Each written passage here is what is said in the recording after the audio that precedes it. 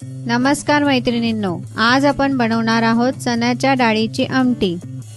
आमटी बनवण्यासाठी कढईतील तेल गरम झाल्यानंतर त्यात 4 भाजलेले कांदे घाला। हे कांदे चमच्याने तेलात मॅश करून घ्या। त्यानंतर त्यात पाव वाटी भाजलेले सुके खोबरे, 2 लाल सुक्या मिरच्या, 3 हिरव्या मिरच्या व 1 चमचा धने घालून ते हलवून घ्या।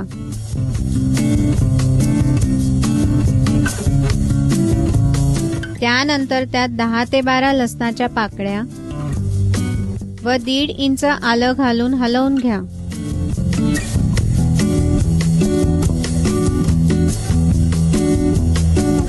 गॅस बंद करून त्यात अर्धी वाटी कोथिंबीर घालून हलवून घ्या।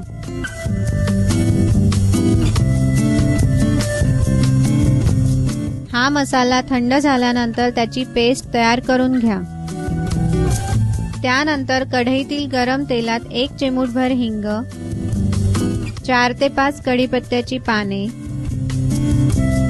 व 5 ते 6 लसणाच्या बारीक कापलेल्या पाकळ्या घालून हलवून घ्या।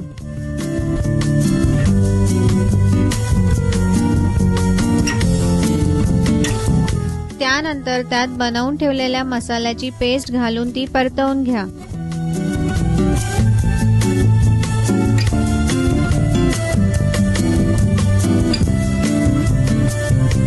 कढईवर झाकण ठेवून 3 ते 5 मिनिटे शिजू द्या।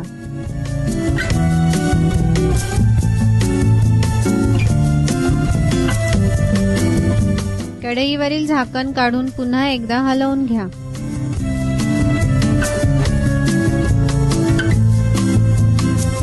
त्यानंतर त्यात अर्धा चमचा हळद, 1 चमचा धना जिरा पावडर,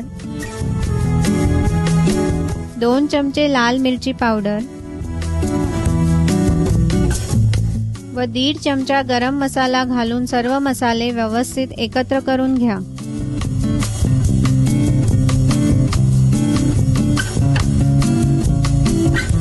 त्यानंतर त्यात 3 वाटी उकडलेली चण्याची डाळ घालून मसाले व डाळ व्यवस्थित एकत्र करून घ्या।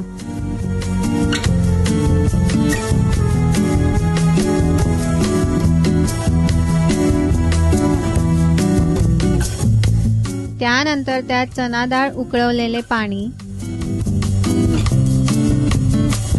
व चवीप्रमाणे मीठ घालून हलवून घ्या।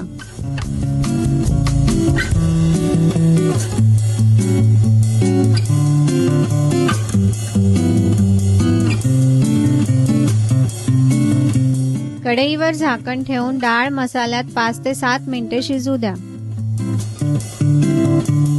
अशा प्रकारे चण्याच्या डाळीची आमटी तयार झालेली आमटी बाजरीची भाकरी, कांदा व लिंबू सोबत सर्व करा।